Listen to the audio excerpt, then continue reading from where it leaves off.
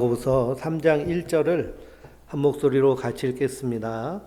내 형제들아, 너희는 선생된 우리가 더 큰 심판을 받을 줄 알고 선생이 많이 되지 말라. 아멘. 우리가 야고보서를 함께 나누고 있습니다. 행함이 없는 믿음은 죽은 것이니라 그랬습니다. 믿음으로 우리가 분명히 행해야 될 것이 있어요. 믿음으로 우리 성도님들은 명절 기간 동안 분명히 행하셨습니까? 믿음으로 행하는 것이 뭘까요? 항상 기뻐하라, 쉬지 말고 기도하라, 범사에 감사하라. 이는 그리스도 안에서 너희를 향하신 하나님의 뜻이니라. 우리가 허물과 죄로 죽은 인생, 지옥불에 던져질 인생, 하나님의 진노 아래 있던 인생이 예수 그리스도의 십자가의 보배로운 피로 허물이 사함을 받고 죄의 용서를 받은 그 사실을 우리가 분명히 믿으면, 예수를 믿으면 우리 안에 무슨 표현이 나올 수밖에 없어요? 기쁨이 나올 수밖에 없어요. 얼마나 기뻐요. 이 땅에서의 생명이 다가 아니라 영원한 하나님 나라를 약속받고 그 길을 갈 생각을 하면서 우린 기뻐하고 감사하는 자들입니다. 그래서 믿음으로 행하는 것은 분명합니다. 우리 안에 그 하늘의 기쁨이 있는가? 우리 안에 그 하늘의 감사가 있는가? 그리고 우리 안에 그 하나님과 늘 인격적인 교제함이 있는가? 우리가 기도에 대한 자세가 한국교회는 간구만 기도로 생각하고 교회에서 간구만 하고 부르짖어 기도하고 교회에서 기도해야 하나님 들으신다. 예배당에 나와서 기도해야 그것이 효과가 있다 하는 그런 기복적인 기도에 많이 강요받았습니다. 그러나 기도는 분명해요. 그건 뭐냐? 하나님과 내가 들숨과 날숨, 숨을 쉬면서 하나님과 동행하고 대화하고 함께하는 겁니다. 그래서 4세기에 로마가 기독교를 공인한 후에 기독교가 세속화되니까요, 많은 신앙인들, 교부들이 더 사막으로 그리고 산맥으로 들어가서 거기서 자기의 신앙을 지킵니다. 그 신앙을 지키는 신앙의 경건의 훈련이 지금도 카톨릭과 기독교 전통 안에 남아있는데요. 그 첫 번째가 오라티오입니다. 오라티오는 우리가 간구하고 찬미하고 예배하는 거예요. 그리고 우리가 함께 모여서 말씀을 나누면서 찬양하고 통성으로 기도하고 하는 것들은 오라티오에 해당돼요. 찬미의 예배. 그리고 이 찬미의 예배가 인 것과 동시에 메디타티오를 했어요. 메디타티오는 명상하는 겁니다. 그래서 들숨과 날숨 가운데서 고요한 중에 말씀하시는 하나님을 느끼려고 하는 거예요. 그러니 엘리야 선지자가 로뎀나무 아래서 죽기를 청하였다가 힘을 얻고 하나님의 산 호렙산에 가잖아요. 거기서 하나님을 찾습니다. 그런데 큰 지진이 일어났는데 그 지진 가운데도 안 계시고, 큰 바람이 부는데도 그 바람 가운데도 안 계시고, 큰 불이 일어나는데도 그 가운데도 계시지 아니하는데 어디에 계시다고 그랬어요? 세미한 그러한 음성으로 조용하고 잠잠한 가운데 하나님께서 엘리야에게 말씀하십니다. 엘리야야, 내가 어찌하여 여기 있느냐? 어찌하여 여기 있느냐? 그러니 우리는 항상 지금 현재를 사는 존재잖아요. 그래서 이러한 메디타티오, 명상이라고 얘기하는데요. 이 명상을 통해서 나의 존재, 나의 현재성에 대해서 항상 인식하고, 그리고 그 가운데서 나의 존재를 깨달아 알아차려야 돼요. 그 과정이 거쳐야 하나님과의 그런 컨테프락시로라고 하는 관상의 단계, 하나님과 얼굴을 마주대며 하나님을 풍성히 누리는 기도의 단계로 들어서게 되는 거죠. 그래서 제가 명상하는 것을 요즘 매우 많이 강조합니다. 강조하는 이유는 이 명상이 기독교와 모든 다른 종교에도 있죠. 특히 불교 같은 경우에는 이 명상이 되게 발전해 있습니다. 그런데 뇌과학자들이 우리 뇌를 연구하다 보니까요, 여러 가지 감정적인 인간관계에서의 스트레스, 그로 인해서 나타나는 감정적인 문제들, 그래서 분노, 두려움, 염려, 근심, 이런 것들에 휩싸여서 사는 현대인들이 극심한 스트레스로 인해서 온갖 질병들을 달고 살잖아요. 뇌과학을 연구하는 과학자들, 뇌를 연구하는 과학자들이 왜 이렇게 되는가 봤더니 편도체가 불안해서 그런 거예요. 편도체가 발발발발발발 떨고 있어요. 그러다 보면 온갖 부정적인 감정에 휩싸여서 잘못된 선택을 하게 되고, 그로 인하여서 우리의 세포도 역시 면역력이 떨어지고 하는 이런 상관관계, 그리고 서로 연결되어 있는 관계를 완전히 발견해냈습니다. 그래서 이 편도체를 안정시키는 방법이 뭐가 있느냐라고 했을 때 두 가지가 있어요. 첫 번째는 명상, 두 번째는 셀프톡, 나에게 하는 이야기.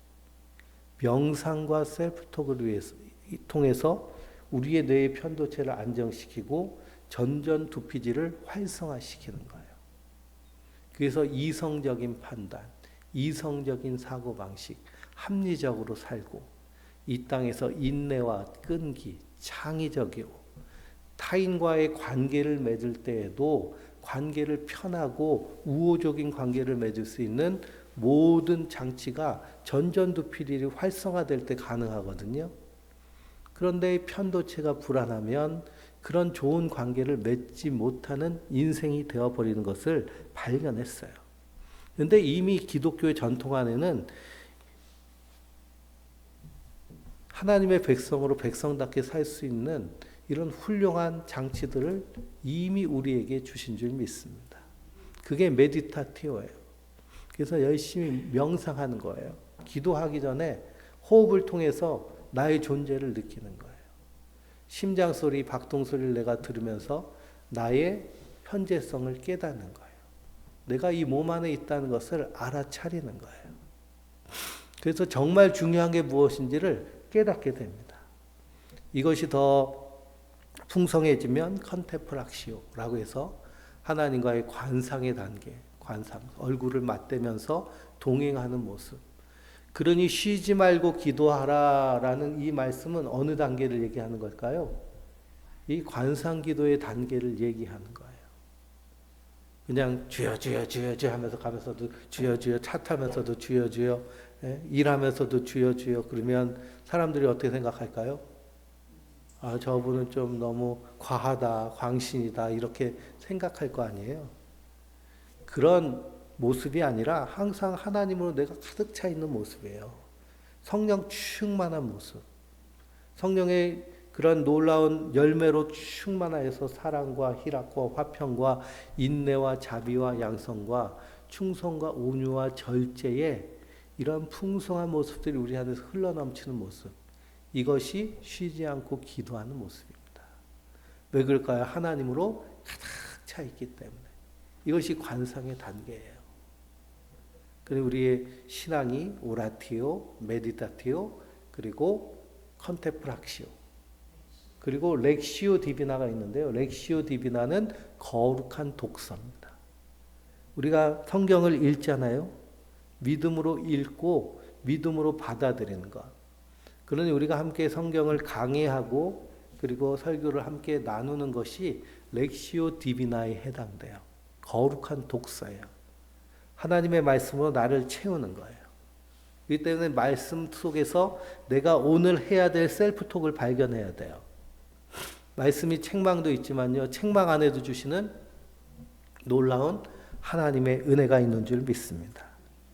그러니 영혼 없는 몸이 죽은 것 같이 행함 없는 믿음은 죽은 것이니라 라고 하는 이 말씀이 이렇게 없는 것이니라, 죽은 것이니라 부정적으로 표현되고 있지만, 이 스토리를 살짝 바꾸면 아, 믿음은 이렇게 풍성하게 행함이 나타나는구나.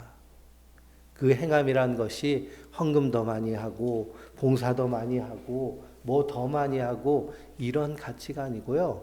성경에서 말하는 하나님의 뜻, 거룩함의 모습, 기뻐하는 것, 감사하는 것, 그리고 하나님으로 나를 충만하게 하는 그런 기도의 모습인 줄 믿습니다. 그러니 이것이 없는 믿음은 어떤 믿음이에요? 죽은 믿음이에요. 당연하죠. 내가 하나님의 백성으로 이 땅을 사는데 하나님으로 인해서 예수님으로 인해서 기쁨이 없다. 그러면 그 믿음은 죽은 겁니다. 어떻게 해야 돼요? 죽어 있으면 어떻게 해야 돼요? 다시 살려야 되잖아요. 우리는 사람 다시 살릴 능력이 없지만 누가 살리세요? 예수님이 살리시잖아요. 십자가에서 살리셨듯이. 나사로가 죽었는데 누가 부르셨어요? 예수님이 부르셨잖아요. 나사로야 일어나라. 나와라. 그랬더니 그 무덤에서 죽은 지 사흘 된 나사로가 나왔잖아요. 그것처럼 내 안에 기쁨과 감사가 사라졌으면 어떻게 해야 돼요? 나를 향해서 명령해야죠. 정신 차리고 일어나자. 기쁨아 살아나라. 감사야 살아나라. 그래서 항상 기뻐하는, 나는 기쁨으로 충만합니다. 아침마다 말씀을 읽고 또 셀프톡 하면서 기쁨으로 가득 채워보세요. 그러면 어디서부터 표가 날까요? 네, 표정에서부터 표가 나는 거예요. 그래서 사람이 40대가 지나면 자기 얼굴에 책임을 져야 된다고 해요. 그리고 얼굴은 내게 아니라 타인에게 위한 거래요. 그렇죠? 내 얼굴 내가 못 보고 살잖아요. 그렇죠? 근데 누구는 맨날 볼까요? 타인은 맨날 보잖아요. 그렇죠? 특히 누가 제일 많이 봐요? 네? 같이 붙어 있는 가족이 제일 많이 보고 있잖아요. 그렇죠? 네? 그러니 우리가 항상 감사해야 될 점이 있습니다. 이렇게 환하고 밝고 이쁜 사람하고 살다 그러면 그것보다 행복한 일이 없는 거예요. 네. 감사하죠. 그래서 내 형제들아 너희는 선생된 우리가 더 큰 심판을 받을 줄 알고 선생이 많이 되지 말라 그랬습니다. 선생 되지 말라는 거예요. 유대인들은 선생님을 랍비라고 그러죠. 랍비라는 뜻은 나의 큰 분이라는 뜻입니다. 큰 자. 그래서 선생님 하면 랍비 하면서 쫓아다니고 존경을 해요. 그러니 인생에 두 귀인이 있거든요. 사람은 이 두 사람을 잘 만나야 인생이 이렇게 평탄하고 충만해집니다. 누구를 잘 만나야 될까요? 첫째는 부모와 둘째는 선생님이에요. 부모님을 잘 만나서 평안한 가정, 사랑받는 가정에서 사랑받으면서 자라면요. 그것보다 큰 복이 어디 있겠습니까? 또 누굴 잘 만나야 될까요? 선생님을 잘 만나야 돼요. 이게 두 귀인을 만나는 겁니다. 두 귀인 못 만나도요. 진짜 복을 만나면 되죠. 진짜 복은 누구예요? 예수님이에요. 예수님. 예수님 만나면 예수님이 우리의 부모님 되시고 예수님 우리의 선생님 되시는 줄 믿습니다. 근데 선생 되지 말라고 한 이유는 뭘까요? 야고보 사도가.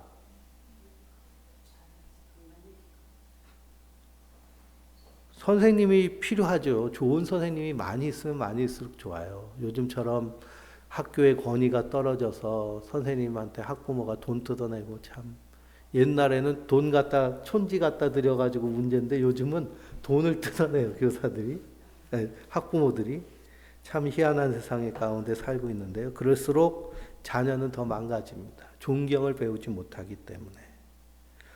그 왜 선생 되려고 하지 말라고 하느냐 하면 그 다음 말씀에 쭉 이어지기 때문인데요. 2절을 읽어볼까요? 우리가 다 실수가 많으니 만일 말에 실수가 없는 자라면 곧 온전한 사람이라 능히 온 몸도 굴레를 씌우리라 그랬습니다. 그러니 말 때문에 그래요. 디모데전서 5장을 읽어보면 교회 안에 존경할 사람이 있는데요. 잘 다스리는 장로들과 말씀과 가르침에 수고하는 이들을 더 존경하라고 그래요. 더 존경하라. 그리고 우리가 다 하나님의 말씀을 어떻게 하는 사람이 돼야 돼요? 가르치는 사람이 돼야 돼요. 복음도 전하고 신앙의 삶도 본을 보이고 자녀들을 공부 잘하는 자녀로 만들려면 제일 좋은 방법은 뭘까요? 부모가 공부하면 돼요. 부모가 본이 되면 돼요. 마찬가지로 교회도 마찬가지죠.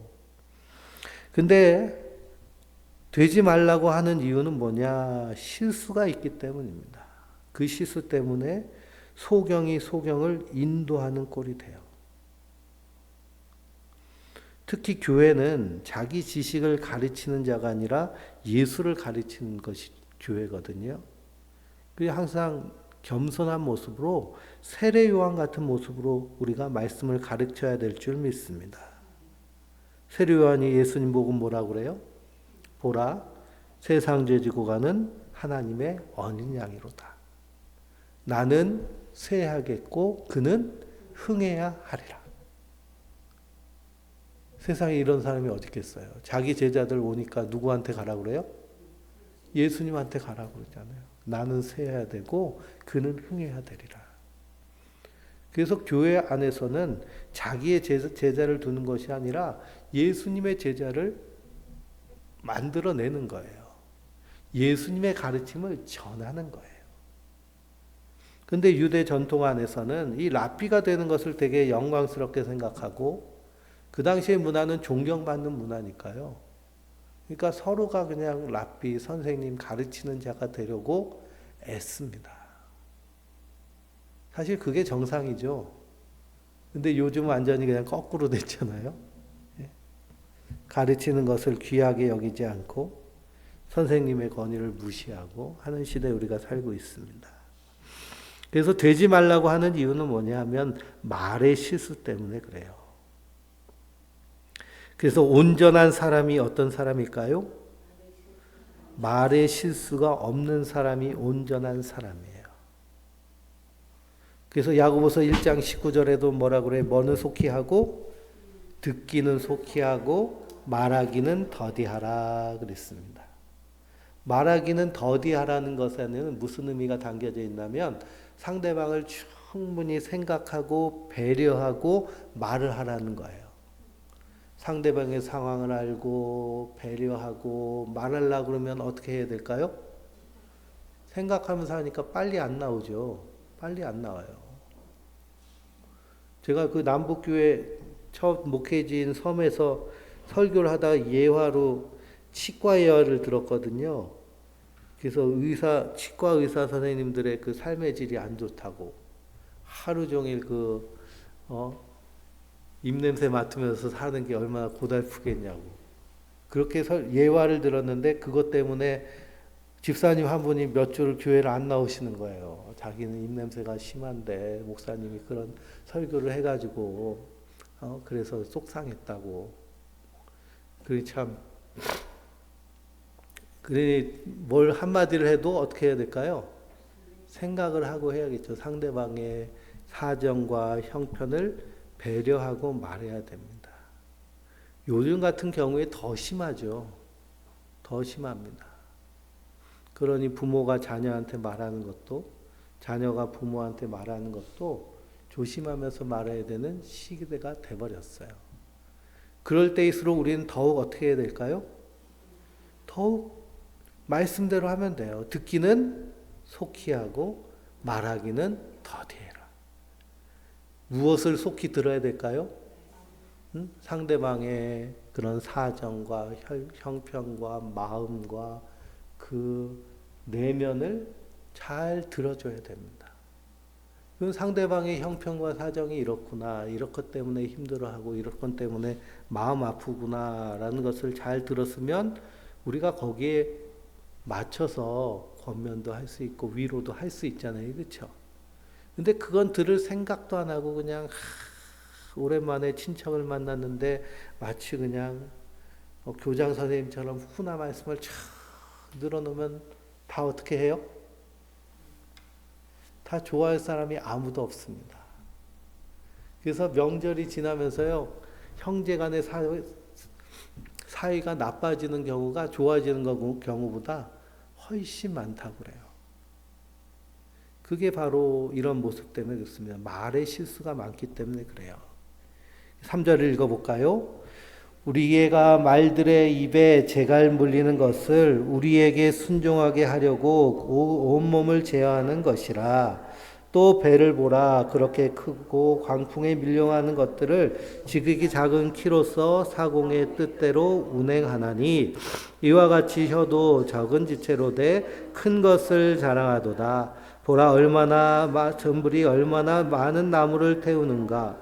혀는 곧 불이여 불의 세계라. 온 몸을 더럽히고 삶의 수레바퀴를 불사르나 그 사르는 것이 지옥불에서 나느니라. 아멘. 그러니 이 초대교회 야고보 사도는 예루살렘 교회의 지도자잖아요. 그런데 그 교회 안에도 무슨 문제가 생겼다는 걸까요? 말의 문제가 생겼다는 거예요. 그러니 우리가 타고 다니는 말도 입에 재갈을 물리는 거는 뭐 하려고 그래요? 순종하고 제어하려고. 그래서 송아지가 얼마 정도 크면 코에다가 해요? 코뚜레를 하잖아요. 코에다 구멍을 뚫어가지고요. 이렇게 잡아매서 이마에다 얼려놓습니다. 그래서 소가 아무데나 가려고 할 때 이거 땡기면 어떻게 돼요? 글로 못 가고 끌고 가는 대로 끌려가요. 사람이 참 잔인하죠, 그렇죠? 소를 그냥 일시키려고, 말도 일시키려고. 근데 뭐는 안 돼요? 입은 재갈이 안 물려진다는 겁니다. 입. 그래서 말 실수가 많은 사람들은 자기 입을 탓하잖아요, 그렇죠? 근데 말 실수가 많다는 건 뭐의 문제도 있다는 걸까요? 말은 어디를 거쳐서 나와요? 생각을 거쳐서 나오죠. 생각이 어디서 나올까요? 뇌에서 나오잖아요. 우리 마음은 어디 있어요? 뇌에 있어요. 우리 마음은 발바닥이나 저기 콩팥이나 내장에 있지 않고요. 머리에 있습니다. 머리에서 우리의 생각은 스토리로 저장이 돼요. 그래서 스토리텔링에 대해서 말씀드렸죠. 그렇죠? 부정적인 스토리가 많으면 입에서 뭐가 나와요? 부정적인 스토리가 나와요. 그러니 우린 거기다가 항상 뭘 더해야 될까요? 그리스도의 십자가의 사랑을 더하는 거예요. 그래서 사도 바울은 무슨 일이든지 거기에 사랑을 더하라 그랬어요. 그래서 스토리가 예수님의 십자가의 사랑으로 거듭난 자들이 성도들인 줄 믿습니다. 그래서 이 말의 힘이 얼마나 센지요. 큰 배도 그 배 뒷공룡에 작은 키가 달려 있는데 이것 따라서 움직이잖아요. 그렇죠? 말에 따라서 그 인생이 되어진다는 겁니다. 그래서 생각이 말을 듣고 말이 습관이 되고 습관이 인격이 되고 인격이 인생이 된다고 해요. 그래서 여기서 말이라는 것은 결국에는 생각과 연결되어 있습니다. 무슨 생각을 하고 있느냐. 내 입술에서 자꾸만 부정적인 언어가 나오고 불평과 불만, 시기, 질투, 화가 나온다고 그러면 뭘 의심해 봐야 돼요? 나의 신앙과 나의 마음을 의심해 봐야 돼요. 정말 믿음으로 살고 있는가? 거듭났는가? 안 그럼 여전히 세상 가운데서 그냥 몸부림치며 사는가? 뇌과학자들은 이걸 편도체 문제라고 얘기해요. 편도체가 불안정하기 때문에. 그러니까 이런 내가 말을 좀 부드럽게 하고 싶고 말을 좀 생각하면서 할 수 있고 상대방을 좀 배려하면서 말하고 싶고 부드럽게 말하고 싶은 사람은 어떻게 해야 될까요? 일단은 명상을 많이 해야 되는 거예요. 메디타티오를 열심히 해야 돼요. 그래서 쉬지 말고 뭐 하라고 그러시는 거예요? 기도하라고 하시는 거예요. 쉬지 말고 메디타티오 하라는 거예요. 그래서 정말 하나님과 동행하는 내가 될 때 비로소 이 언어가 고쳐지게 됩니다. 그렇지 않으면 작은 불이 산에 붙으면 어떻게 돼요? 불을 다 태워버리잖아요. 그래서 해마다 겨울이 되면 북반부가 타고 여름이 되면 남반부가 타잖아요. 요번에도 카나다에서 산불이 나가지고요. 산불이 얼마나 크게 났는지 아직도 타고 있어요. 1년 내내 타고 있어요. 네. 그리고 호주에서 산불이 났을 때도 대한민국 면적의 수십 배의 면적이 타고 우리나라도 산불 나면 정신이 없잖아요. 그렇죠? 봄, 가을로. 기후변화 때문에 더 심해졌습니다. 그런 것처럼 말 한마디로 온 사람을 고통스럽게 하고 불태우는 것이 말의 힘이라는 거예요. 그래서 6절에 뭐라고 하나요? 혀는 곧 불이요 불의의 세계라. 혀는 우리 지체 중에 온몸을 더럽히고 삶의 수레바퀴를 불사르나 그 사르는 것이 지옥불에서 나느니라 그랬습니다. 그러니 그 말이 지옥이 되는 거예요. 지옥. 그래서 예수님 뭐라고 하시느냐. 마태복음 15장을 보면 사람의 입으로 들어가는 것이 그 사람을 더럽게 하는 게 아니라고 그러셨어요. 입으로 들어가면 결국에 다 소화되잖아요. 근데 입에서 나오는 것이 그 사람을 더럽게 하느니라. 그래서 우리 입에서는 뭐가 나와야 될까요? 생명이 나와야 되죠. 우리 입에서는 사랑이 나와야 되고요. 기쁨이 나와야 되고 감사가 나와야 됩니다. 그러려면 어떻게 돼야 돼요? 그걸로 충만히 채워져야 돼요. 충만히. 그러기 위해서 열심히 메디타티오를 해야 될 줄 믿습니다. 그래서 7절부터 8절까지 읽어볼까요? 여러 종류의 짐승과 새와 벌레와 바다의 생물은 다 사람이 길들일 수도 있고 길들여 왔거니와 혀는 능히 길들일 사람이 없나니 쉬지 아니하는 악이요 죽이는 독이 가득한 것이라 그랬습니다. 그러니 이 혀는 길들일 수 없는 쉬지 아니하는 악이요 죽이는 독이니 사도 바울은 그래서 나는 날마다 죽노라 그런 거예요. 나는 날마다 죽노라. 나는 죽고 예수로 살아야 이게 겨우 제 역할을 하는 겁니다. 그래서 우리의 입술이 언제나 거듭나야 될 줄 믿습니다. 날마다 죽노라. 그래서 이 입술의 재갈을 잘 물리시고 하나님의 기쁨과 감사가 충만히 드러나야 될 줄 믿습니다. 9절부터 또 쭉 읽어볼까요? 12절까지. 이것으로 우리가 주 아버지를 찬송하고 또 이것으로 우리 형상대로 지음받은 사람을 저주하나니 한 입에서 찬송과 저주가 나는도다. 내 형제들아 이것이 마땅하지 아니하니라. 샘이 한 군명으로 어찌 단물과 쓴물을 내겠느냐. 내 형제들아 어찌 무화과 나무가 감람 열매를 열맺겠느냐. 이와 같이 짠물이 단물을 내지 못하느니라 그랬습니다. 그러니 샘이 한 구멍으로 단물과 쓴물을 내면 안 되겠죠. 그렇죠? 그것처럼 우리는 나는 죽고 예수로 사는 삶. 이것이 평생 우리가 해야 될 영적 전쟁입니다. 영적 전투예요. 믿음의 싸움, 믿음의 전쟁은 밖에서 하는 게 아니에요. 그래서 예수님이 십자가에서 이기신 이후에 모든 영적인 전쟁은 다 우리 안으로 들어왔어요. 그래서 이 전쟁에서 뇌과학자는 편도체가 안정되는 전쟁, 그리고 전전두피질이 활성화되는 그것이 신앙적으로 바로 연결되어 있습니다. 우리 안에서 감사와 기쁨과 그리고 존중과 배려와 사랑이 충만하면요. 그러면 우리 마음만 좋아지는 것이 아니라 뭐도 좋아져요? 우리 몸에 있는 세포의 유전자까지 발현되는 방식이 틀려져요. 완전히 리모델링 돼요. 완전히 리모델링. 그러니 그 요즘 시골의 낡은 집들 그냥 부시고 새로 짓지 않고 리모델링 하는 사람들 있잖아요. 그래서 저희 동생네도 저 홍성에서 그 다 쓰러져 가는 한옥집 리모델링 했는데요. 아주 기가 막히게 예쁘게 꾸며놨더라고요. 그처럼 우리 안에도 다 리모델링이 가능하게 하나님이 만드신 줄 믿습니다. 놀랍죠? 놀라워요. 충분히 리모델링이 됩니다. 그러니까 우리가 얼마나 감사하느냐, 얼마나 기뻐하느냐, 얼마나 자족하느냐, 또 얼마나 나를 존중하고 타인을 존중하며 카인들리 친절하게 사느냐. 이것이 참으로 중요한 줄 믿습니다. 그래서 13절부터는 위로부터 난 지혜에 대해서 말씀하고 있어요. 13절을 읽어볼까요? 너희 중에 지혜와 총명이 있는 자가 누구냐? 그는 선행으로 말미암아 지혜의 온유함으로 그 행함을 보일지니라 그랬습니다. 그러니 성경에 말씀하시는 지혜는 그리스도를 아는 지혜예요.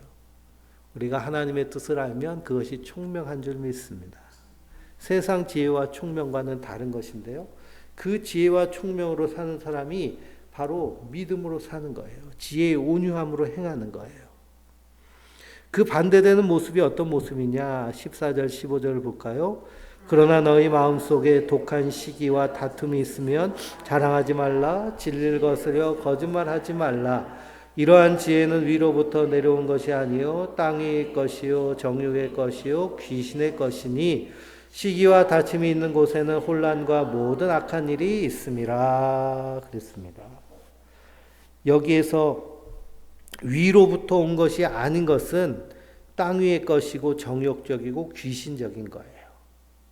이걸 예전 성경은 세상적인 것이요 정욕적인 것이요 마귀적인 것이니라고 이렇게 말씀했는데요. 여기서는 땅 위의 것으로 좀 바뀌었죠.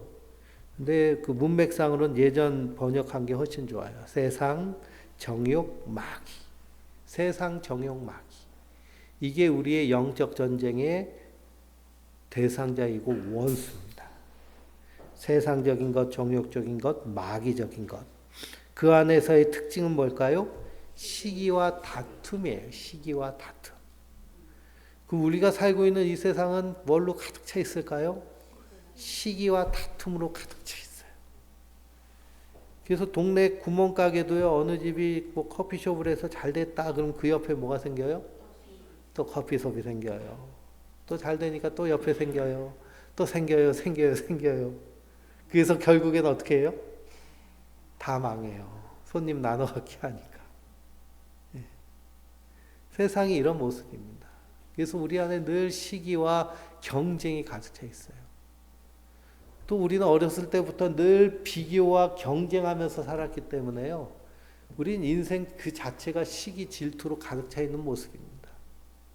이게 거듭나서 죽지 않으면요, 계속 나오는 거예요. 계속 비교하잖아요.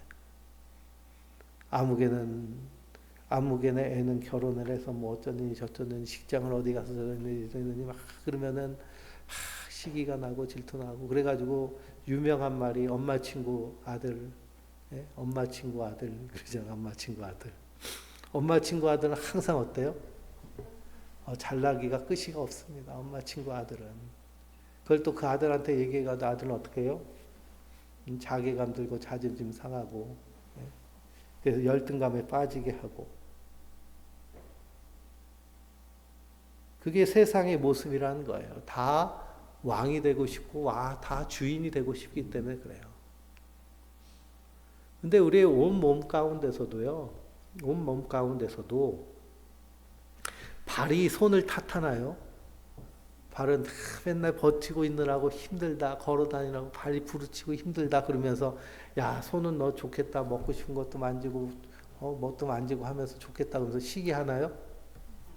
그러지 않잖아요.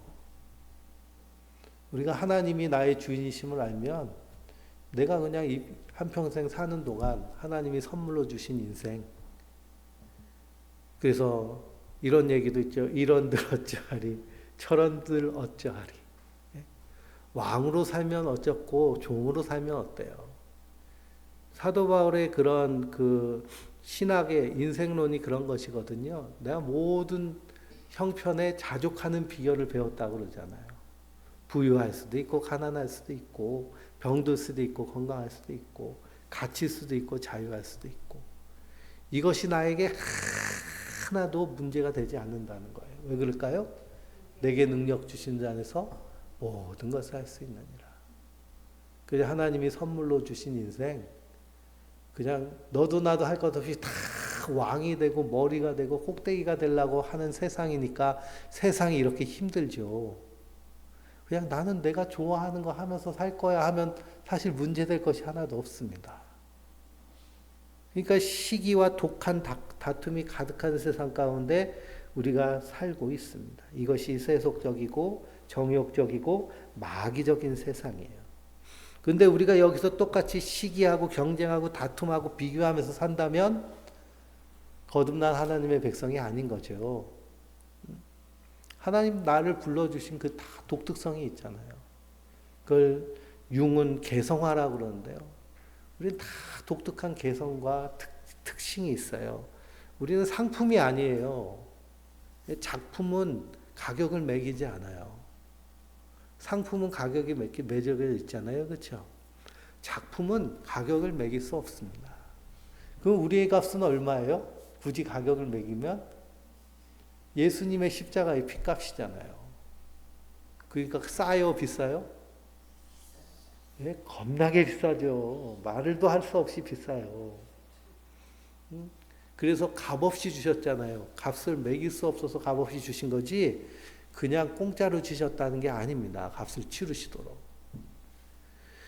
그렇기 때문에 17절 말씀 뭐라 그래요? 위로부터 난 지혜는 그랬습니다. 첫째는 성결하고 그 다음은 화평하고 관용하고 양순하고 긍휼과 선한 열매가 가득하고 편견과 거짓이 없나니 화평하게 하는 자들은 화평으로 심어 의의 열매를 거두느니라 그랬습니다.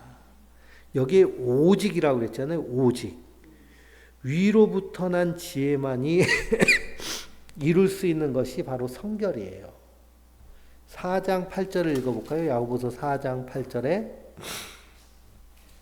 하나님을 가까이 하라. 그리하면 너희를 가까이 하시리라. 죄인들아 손을 깨끗이 하라. 두 마음을 품은 자들아 마음을 성결하게 하라. 그랬습니다. 하나님을 가까이 하면 손이 깨끗해지고요. 두 마음이 한 마음이 돼요. 이게 성결이에요. 하나님을 가까이 하려면 어떻게 해야 될까요? 쉬지 말고 기도해야 되잖아요. 쉬지 말고. 쉬지 말고 기도하는 모습이 어떤 모습이에요? 메디타티오의 모습이에요. 관상의 모습이고요.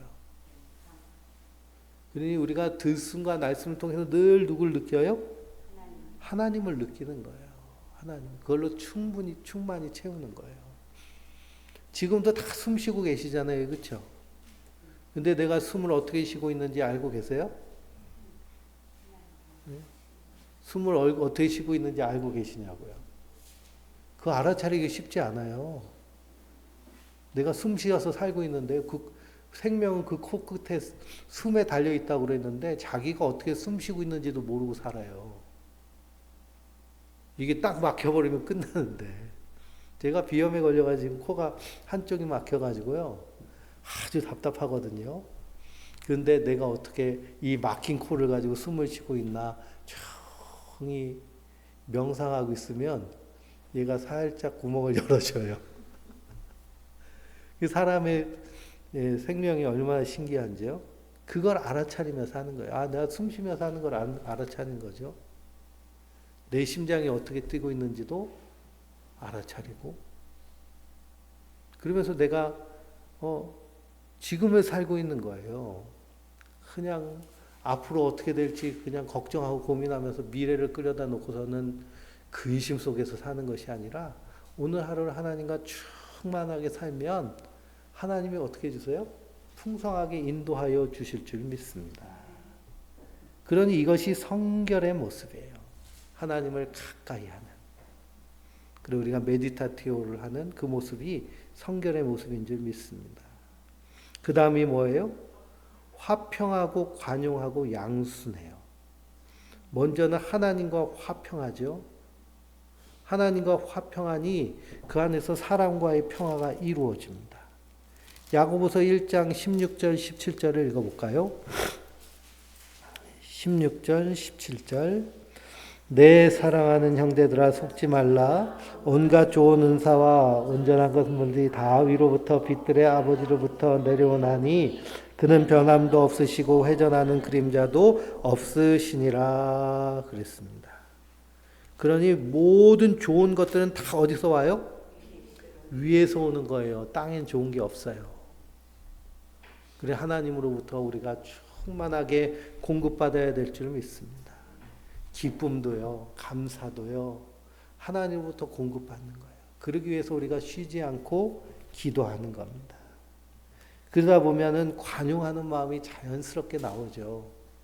그래서 너희 관용을 사람들에게 알게 하라라고 빌립보서에는 말씀하고 있잖아요. 왜 그렇게 관용할 수 있어요? 초대교회는 그냥 다 뺏겨가지고 가난한 중에도 영원한 하나님 나라가 눈앞에 보이기 때문에 그래요.